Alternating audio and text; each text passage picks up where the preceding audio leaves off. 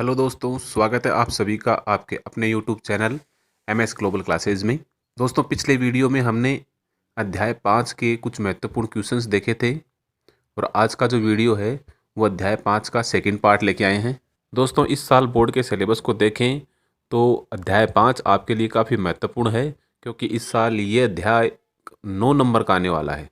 इसलिए आपको इस अध्याय के जितने भी छोटे बड़े क्वेश्चंस हैं उनको अच्छी तरह ध्यान से देख लेना चाहिए।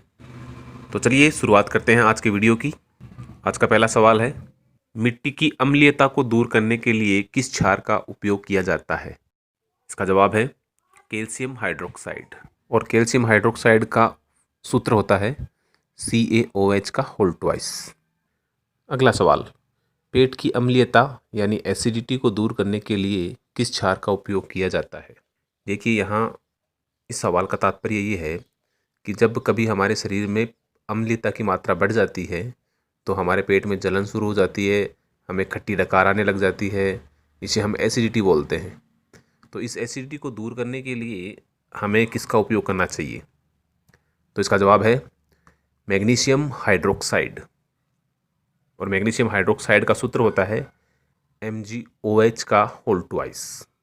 यहाँ आपको एक बात बता दें कि मैग्नीशियम हाइड्रोक्साइड को मिल्क ऑफ मैग्नीशिया भी कहा जाता है। तो ये भी आपको याद रखना है, क्योंकि यहाँ से प्रश्न सीधा भी आ सकता है कि मिल्क ऑफ मैग्नीशिया किसे कहते हैं।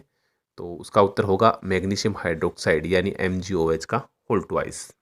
तो हमारा अगला सवाल इसी पर आधारित है। हमारा अगला सवाल है, मिल्क ऑफ मैग्नीशिया का सूत्र लिखिए। तो इसका जवाब होगा MgOH का होल ट्वाइस यानी मैग्नीशियम हाइड्रोक्साइड। अगला सवाल, फोटोग्राफी में किस लवण का उपयोग किया जाता है?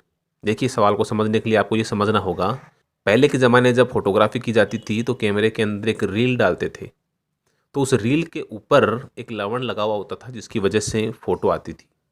आजकल तो हालांकि उस रील का चलन बंद हो गया है, डिजिटल फोटोग्राफी आ गई है, परंतु पहले उस रील का इस्तेमाल होता था। तो यहाँ आपको बताना है कि फ़ोटोग्राफी में किस लवण का उपयोग किया जाता है। तो इसका जवाब होगा सिल्वर नाइट्रेट। और सिल्वर नाइट्रेट का सूत्र होता है AgNO3। अगला सवाल, शुद्ध जल की pH का मान कितना होता है? इसका जवाब होगा 7। यहाँ आपको एक बात बता दें, जो छात्र pH के बारे में नहीं जानते उनको यहाँ एक बात क्लियर कर दें कि pH जो है उसके द्वारा हम किसी भी विलयन की अम्ल व क्षार की गणना कर सकते हैं। कैसे, आइए समझते हैं। मान लीजिए आपके पास कोई विलयन पड़ा है और आपने उस विलयन की pH को नापा, और अगर उस विलयन की pH 7 से कम आई तो वो विलयन अम्लीय होगा। परंतु यदि उसकी pH 7 से ज़्यादा आई तो इसका मतलब ये हुआ कि वो विलयन क्षारीय है। और अगर उसकी pH 7 ही आई तो वो उदासीन माना जाएगा।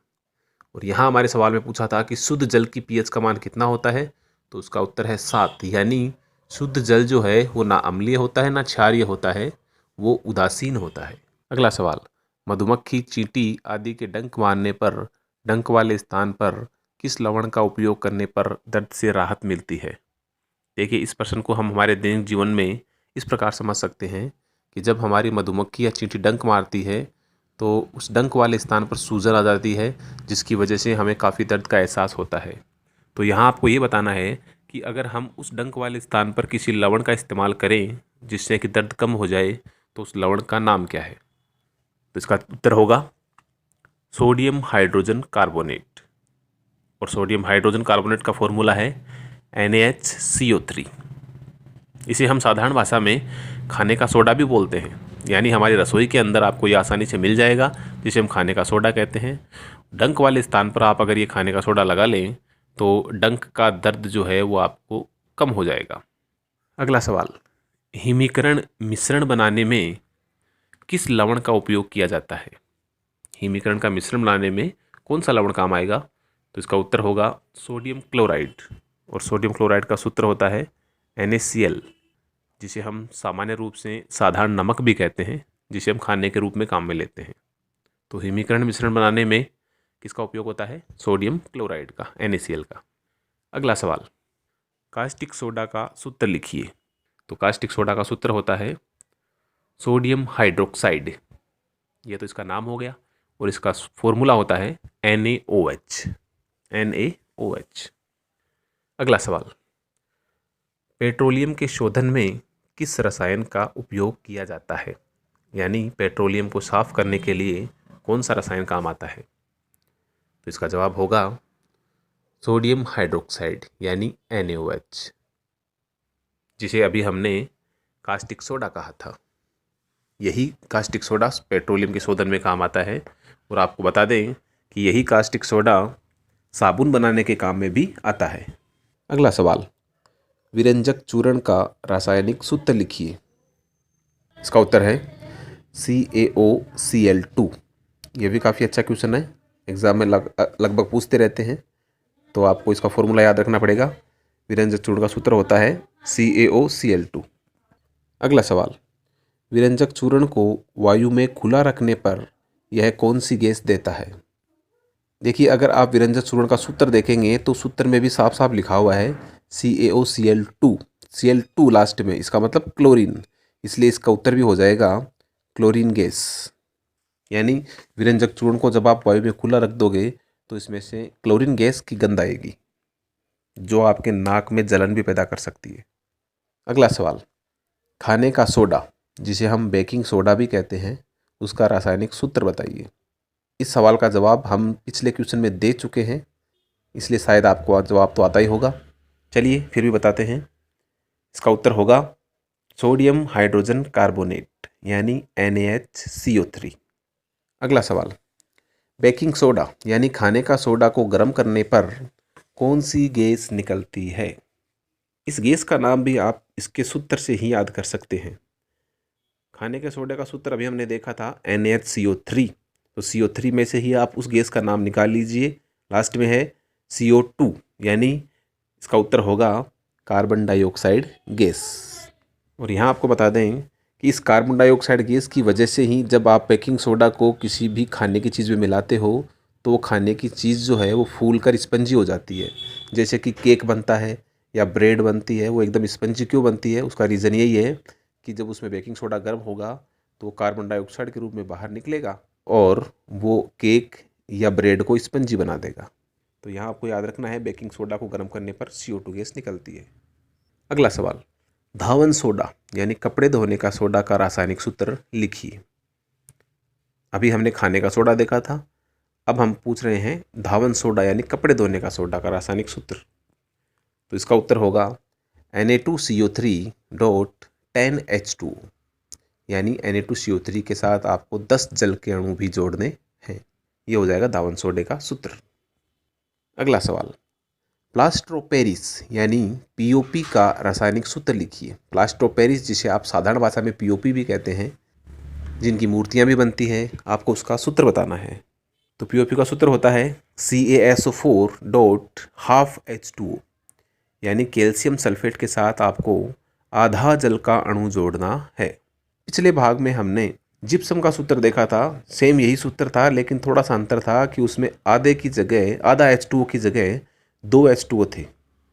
बस इसमें ये है कि CaSO4 में आधा H2 आता है, वो तो POP होता है, और CaSO4 के साथ 2 H2 आता है, वो जिप्सम होता है। और यहाँ आपको बता दें कि POP जो है वो जिप्सम से ही तैयार होती है, इसलिए दोनों के फॉर्मूले लगभग एक जैसे हैं। अगला सवाल, पारदर्शी साबुन बनाने के लिए किस पदार्थ का उपयोग किया जाता है? पारदर्शी साबुन जैसे मार्केट में मिलती हैं, जैसे कि पेर्स कंपनी के नाम की साबुन आती है, वो पारदर्शी होती है, उसके आर पार आपको दिखाई देता है। तो ऐसी साबुन बनाने के लिए किस चीज़ का उपयोग किया जाता है? तो उसका उत्तर होगा ग्लिसरीन का। यानी साबुन बनाते समय अगर उसमें ग्लिसरीन मिला दिया जाए तो वो साबुन पारदर्शी साबुन बन जाती है। अगला सवाल, शेविंग क्रीम और शैम्पू बनाने के लिए किस प्रकार का साबुन उपयोग में लिया जाता है? बढ़िया क्वेश्चन है, एग्जाम में आ सकता है। शेविंग क्रीम और शैम्पू बनाने के लिए किस प्रकार का साबुन उपयोग में लिया जाता है? तो इसका उत्तर होगा पोटेशियम लवण युक्त साबुन। यहाँ आपको बता दें कि साबुन मुख्यतः 2 तरह से बनाई जाती है, एक सोडियम लवण वाली और दूसरी पोटेशियम लवण वाली। तो सोडियम लवण वाली साबुन जो है वो थोड़ी सी कठोर मानी जाती है, जबकि पोटेशियम लवण वाले साबुन जो है वो सॉफ्ट मानी जाती है, इसीलिए वो अधिक झाग देती है। तो शेविंग क्रीम हो या शैम्पू हो जिसमें ज़्यादा झाग आते हैं, वो साबुन बनाने के लिए पोटेशियम लवण वाले साबुन तैयार किए जाते हैं। अगला सवाल, हड्डी टूट जाने पर प्लास्टर चढ़ाने के लिए किस पदार्थ का उपयोग किया जाता है? इस सवाल का जवाब तो सवाल में ही छुपा हुआ है। प्लास्टर चढ़ाने के लिए, तो इससे ही इसका आंसर निकल जाएगा प्लास्टर ऑफ पेरिस, जिसको हमने अभी कहा था POP, और उसका सूत्र भी हमने देखा था CaSO4 डॉट आधा H2O। तो हड्डी टूटने पर प्लास्टर चढ़ाने के लिए प्लास्टर ऑफ पेरिस यानी POP काम आती है। तो दोस्तों, ये थे हमारे आज के सवाल, और अध्याय नंबर 5 में जो छोटे छोटे महत्वपूर्ण क्वेश्चन बनते हैं वो सारे क्वेश्चन हमने इन 2 भागों में, भाग 1 और भाग 2 में लगभग आपके सामने रख दिए हैं। तो एक बार आप इनको दोबारा से रिपीट कर लीजिएगा एग्ज़ाम समय में, ताकि आपका जो छोटे क्वेश्चंस हैं उनमें कहीं गलती होने की संभावना ना हो। बाकी बड़े क्वेश्चंस के लिए आगे हम फिर से कुछ वीडियो लेके आएंगे, जिनसे आप ये समझ सकते हैं कि बड़े क्वेश्चन भी किस प्रकार इस चैप्टर में से बन सकते हैं। तो फिलहाल के लिए इतना ही। वीडियो अच्छा लगे तो लाइक ज़रूर कीजिएगा और अपने दोस्तों के साथ शेयर भी ज़रूर कीजिएगा। धन्यवाद।